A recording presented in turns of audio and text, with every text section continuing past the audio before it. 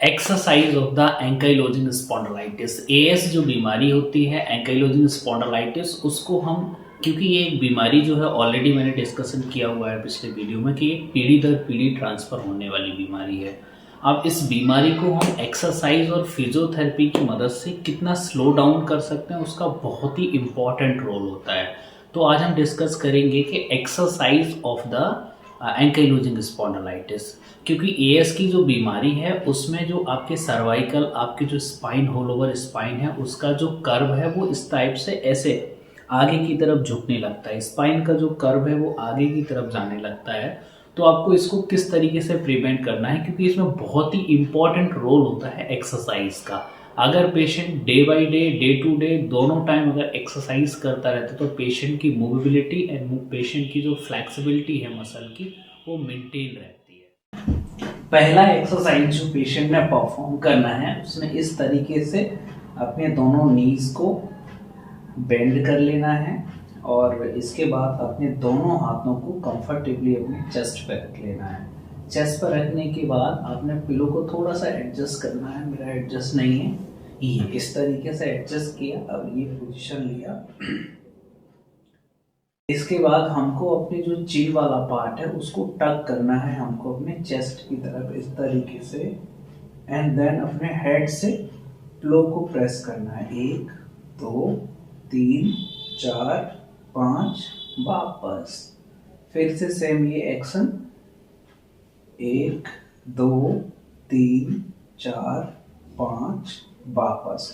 तो ये जो पर्टिकुलर एक्सरसाइज है ये आपके नेक के जो पोस्चर है उसको मेंटेन करेगी, जिससे आपका हम्प बना हुआ है। अब बात करते हैं अपनी सेकंड एक्सरसाइज। सेकंड एक्सरसाइज को परफॉर्म करने के लिए पेशेंट ने जिस पोजीशन में हमने फर्स्ट एक्सरसाइज परफॉर्म किया है, अपने नीज को 90 डिग्री बेंड कर लेना है। अब हमको क्या करना है, दोनों अपने हाथ की फिंगर्स को क्रॉस करना है और ये क्रॉस फिंगर्स को अपने हेड के नीचे प्लेस कर लेना है। अब हमको क्या करना है, ये जो मूवमेंट है हमारे हाथ का, इसको हमको खोलते जाना है, खोलते जाना है, और जो हमारा पिलो रखा हुआ है नीचे उसको प्रेस करना है। 1 2 3 4 5, वापस फिर से हमको ऊपर लेके जाना है एंड देन प्रेस करना है, होल्ड करना है। 1 2 3 4 5। पेशेंट जब ये अपने हाथों से नीचे की तरफ प्रेस करेगा पिलो के लिए, तो पेशेंट को उसके चेस्ट में हल्का सा स्ट्रेच आएगा, क्योंकि पेट्रोलिस मेजर मसल जो होती है एएस वाले पेशेंट की शॉर्ट होने लगती है, उसमें स्टिफनेस होने लगती है, तो पेशेंट को यहाँ पे हल्का सा खिंचाव पेशेंट को चेस्ट में रहता है। अब बात करते हैं अपनी तीसरी एक्सरसाइज की तरफ। तो थर्ड एक्सरसाइज पेशेंट ने परफॉर्म करने के लिए इस तरीके से कंफर्टेबली इसी पोजीशन में लेटना है और अपने पीछे स्पाइन के मसल को स्ट्रेच करना है। तो स्ट्रेच करने के लिए इस तरीके से एक पैर को दूसरे पैर पर उठा के रख लेना है, अपने पेल्विक जॉइंट को आपको स्टेबल रखना है। देन आपको रोटेट करना है, बॉडी रोल करना है एंड देन स्ट्रेच करो। 1 2 3 4 5, वापस।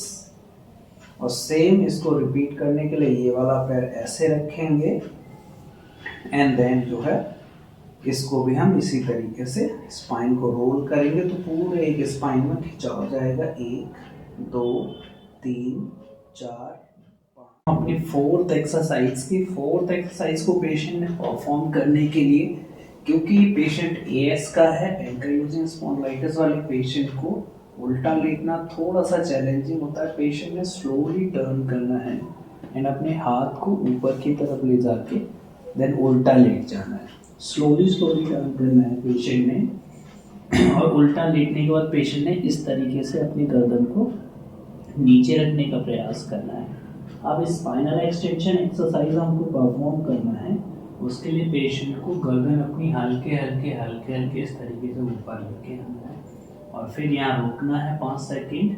1 2 3 4 5, वापस।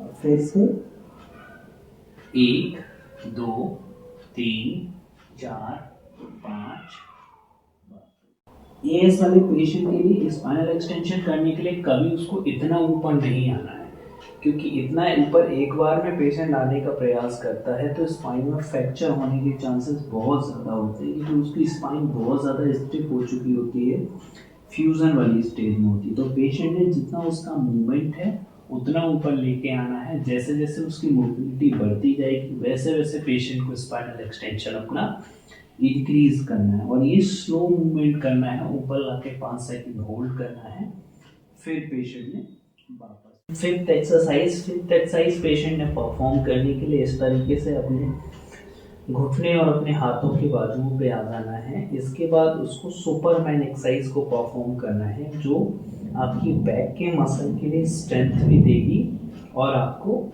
मोबिलिटी भी इंक्रीज करेगी। तो उसके लिए पेशेंट ने इस तरीके से कंफर्टेबल पोजीशन में आ जाना है। देन अपने एक हाथ को उठाना है ऊपर और एक पैर को उठाना है, फिर इसको होल्ड करना है एंड देन वापस आ जाना है। Same opposite, hold 5 second and then वापस। तो ये होती है, this is called the Superman exercise. ये 5 एक्सरसाइज पेशेंट ने स्टेप बाय स्टेप परफॉर्म करनी है। तो जैसे जैसे पेशेंट की मोबिलिटी इंक्रीज होती जाती है उस हिसाब से नंबर ऑफ रिपीटेशन एक्सरसाइज की हमको इंक्रीज करना होता है। सपोज कीजिए पेशेंट ने अगर स्टार्ट किया है एक्सरसाइज करना, तो अगर वो 10 रिपीटेशन कर पा रहा है तो that is the fine. And जैसे जैसे मसल की मोबिलिटी इंक्रीज होगी और मसल में पावर और स्ट्रेंथ गेन होगा तो उसको हल्के हल्के नंबर ऑफ रिपीटेशन को फिर 10 से 12, 12 से 15, 15 से 20 इस तरीके से इंक्रीज करना है। और एक्सरसाइज करते वक्त अगर आपको किसी भी एक्सरसाइज में अगर पेन आ रहा है और आपको कोई डिस्कम्फर्ट हो रहा है तो एक्सरसाइज को तुरंत स्टॉप कर देना है। उसके लिए आपको अपने नियरेस्ट फिजियोथेरेपिस्ट या अपने रूमेटोलॉजिस्ट से मिलना है।